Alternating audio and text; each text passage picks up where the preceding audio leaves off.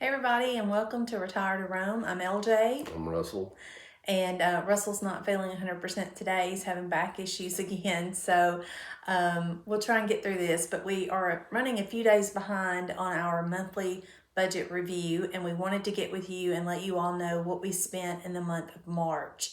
And as probably you know, if you've watched any of our videos, we spent the majority of the month of March in. Da Nang, Vietnam. Okay, and what was your thoughts on Da Nang? I thoroughly enjoyed it. I'm looking forward to going back again. It was great to be over there. Yeah, we've actually talked about going back maybe the first of 2026 and staying for a couple of months or longer. You can stay up to 90 days unless things change. We've heard some rumors that the visa process might be changing, so we'll just have to see how that shakes out. But yeah, we really enjoyed Da Nang and felt like we definitely got our money's worth over there. I love the food. I mean, the people were friendly. The beaches were nice. Yeah. It was all around great, I thought. Okay, so speaking of money, let's get into the budget and see what we actually spent while we were in Da Nang. Okay, so if you're new to us or new to Retire to Rome, I guess we should go over what our monthly budget is that we've set for ourselves. So we set a budget of $4,000 a month, which is $48,000 a year, and sometimes we'll get to it, sometimes we won't. Just depends on where we're staying, but I think we've been successful since January, staying below $4,000 a month. Yeah, January was our first full month out, and March was actually our first month away from our son and daughter-in-law in Guam. So our total, as you can see on the screen, that we spent for the month of March was $2,822.43. And that includes us being in Da Nang, Vietnam from March the 4th until March the 29th. Right. And we came back to Guam. So we did have a few days before and a few days after that we spent in Guam as well. So you can see here at the bottom of the budget, the very biggest expense, let me roll it up there, $1,183, where it says My Trip. That was our round trip airline tickets to Da Nang, Yes. which were a little expensive, honestly, because we bought them kind of short notice and at kind of a peak time. You can get them very inexpensively depending on the time of the year that you go. Certainly, if you're there in probably January or February, you can get cheaper airline tickets. Yeah, well, like what we were saying earlier too, is that your travel cost may be a little different. You may be coming from Korea or the Philippines or Thailand, and you're just going to jump over to there and pay one way to go that way and stay for 30 up to 90 days in Vietnam, and it may be substantially lower. But we paid for the round trip ticket from Guam all the way to Da Nang and then back to Guam. Yeah. So some other expenses, we've got our Hulu and Peacock, Google Fi, which Google Fi has been a nightmare. It's been a nightmare. We didn't have any service in the month of March. We actually had to buy some eSIMs when we got to Vietnam, or Russell did. Yeah. I did not buy one. So we hope, as of today, we've got Google Fi back, and hopefully we've got it straightened out. Yeah. We're fingers crossed at this point. But we paid for Google Fi in the month of March and used it absolutely zero. Do you want to tell them about? It says 2,800 for the total month, but what we actually spent for the 25 days in. Yeah, I did. You break it down. Yeah, I totaled it out, the things that we spent before and after the trip and minus those. So we actually spent $2,348.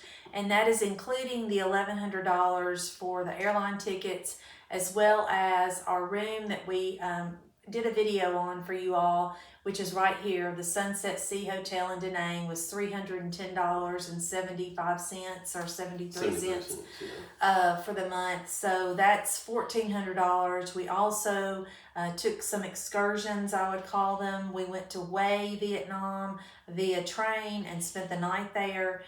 We also went to Hoi An. We had a private driver that took us there. We went to Lady Buddha, which is right in Da Nang. That was free, but we did have to take a Grab. We also went to Bonnet Hills, which was $98 for the tickets and a private driver for that as well.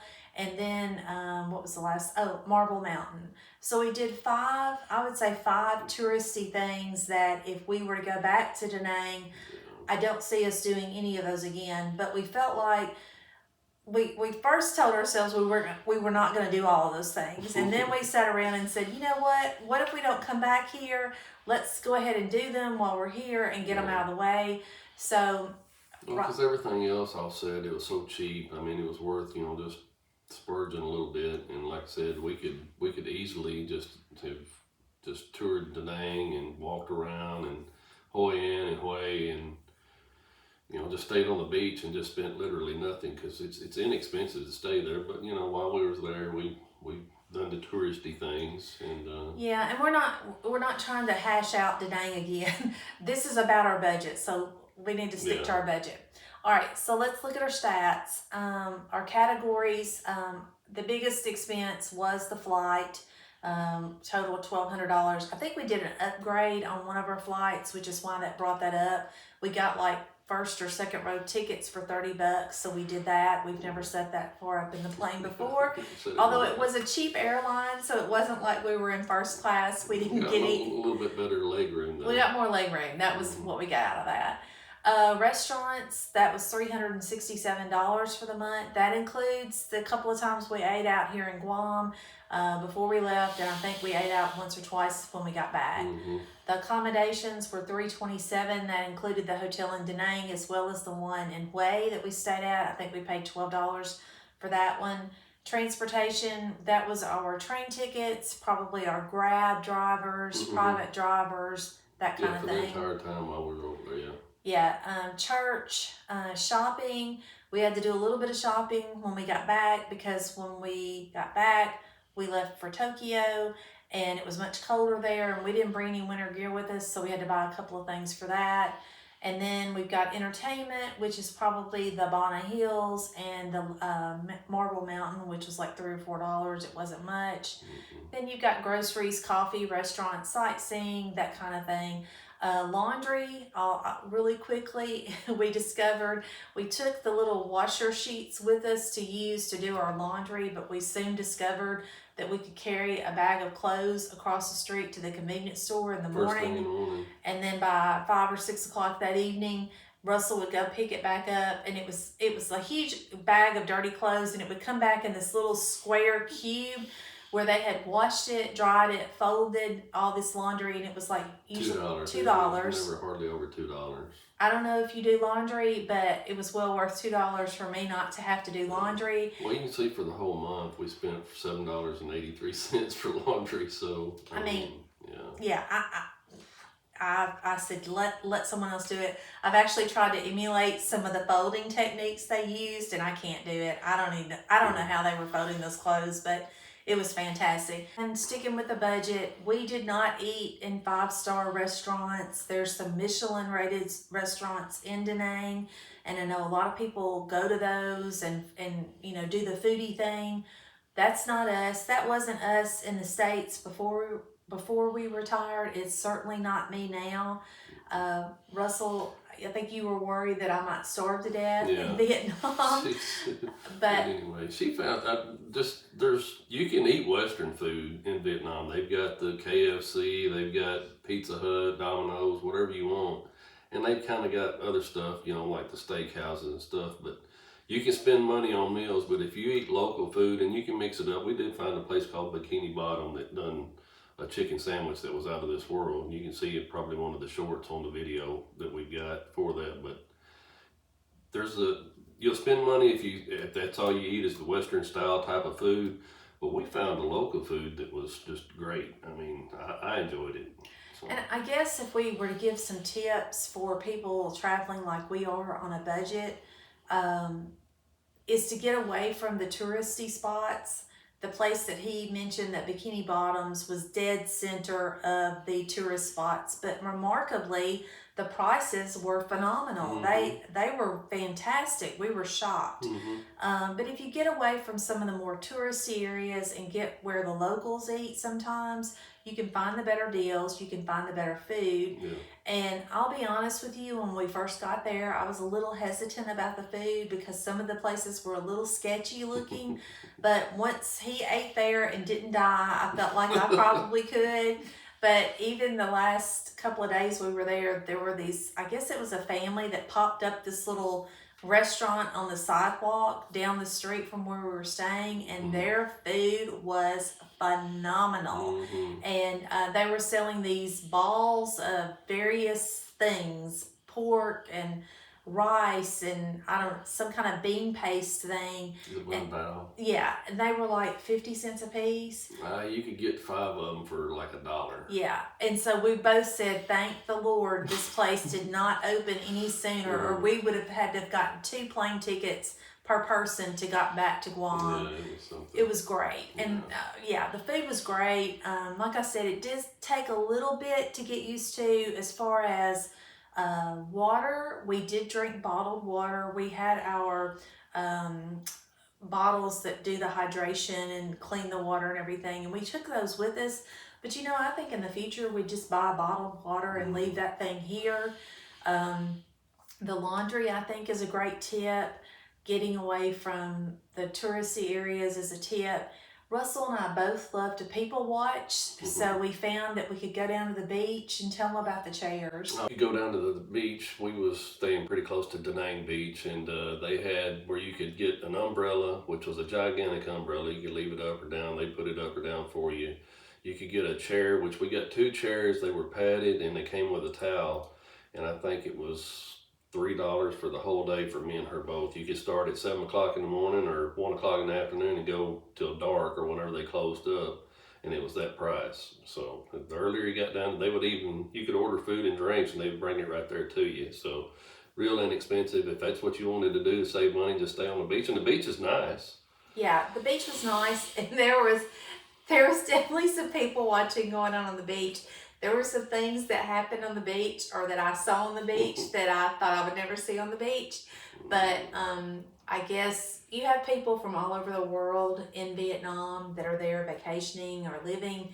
And so there was an incident where there were a couple of maybe topless sunbathers that I was just like, my little eyes from Tennessee were like, what in the world? Yeah, we were. And don't worry, guys, you missed nothing. Okay, these were not the best specimens, I guess. So yeah, it's interesting getting to know people from other cultures. We had lunch or had coffee with a couple from Canada, which were super nice. No, they weren't from Canada. They were from Oregon and Washington. Oh, that's right. That's right. We met a couple from Canada, though, at the market, remember? And they sat across from us. Yes. So you can meet people.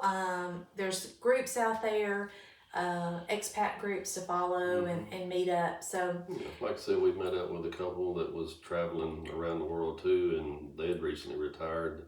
And we met them for coffee one day and met them on the Facebook groups. So in wrapping up, there was one other thing we wanted to mention. Russell got sick toward the end of the trip, actually the day before we left, with sinuses and that kind of thing. And he went down to a local pharmacy and got several medications, I guess. I talked to the lady in there, which when I went in there, I thought it was just a worker, but comes to find out that the lady that was working in there is basically, I would call her like a nurse practitioner or whatever, pretty close to a doctor. And I told her through Google Translate what was going on, that I had, it felt like sinus and pressure and everything like that. And she wanted to know if I was allergic to anything.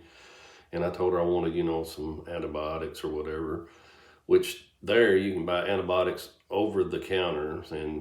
But she said I didn't need any. I said, well, just in case, I wanted 5 days worth or whatever, that way in case it got worse. But anyway, that being the point, she gave me like 2 nasal spray deals, some kind of like a pill. It would almost be equal to like a Z-Pack that we would have in the States. And there was like 3 pills. She said, take 1 today, 1 tomorrow. And it was just 3 pills and the antibiotics, and it all come up to $17.91, which I guarantee you, if you paid for that in the States, it'd be well over $100, not counting the doctor's visit. So yeah, no $35 copay, folks. You just walked into the pharmacy, typed out what your problem was. Yeah, I heard all about that. You could go buy several things there, and basically what we have to get a prescription for, that if you'll talk to them and they translate it or whatever, they'll say you need this or that. They're not going to give you no narcotics or anything like that. So, but as far as the antibiotics, it's like amoxicillin, and the 5-day supply of that, the 2 nasal sprays, and the 2 one Z-Pack and then those 3, I don't know what it Miracle was, but after I pills. took that one pill that next morning, I felt good. I mean, it was over with, but I continued for the 3 days to take it. But $17.91 later, I felt like I had a great deal. We thank you all for watching. If Click you've the not, like and subscribe button. like and subscribe. We're over 100. I think Thank we're you. over 125 now, actually. So hopefully we'll keep growing. And if you've been to Vietnam, any other cities other than Hue, Hoi An, and Da Nang, and you've got a favorite, let us know. Leave it in the comments. Yeah, we're really looking for somewhere to go, maybe in Southeast Asia, in the months of May, June, July. Give us some ideas on where we should go. We don't want to go where it's going to be 110 degrees every day, and so we may not be going anywhere. We're not sure. So leave us some tips, suggestions. We would really appreciate it. Thank you all, and have a blessed day.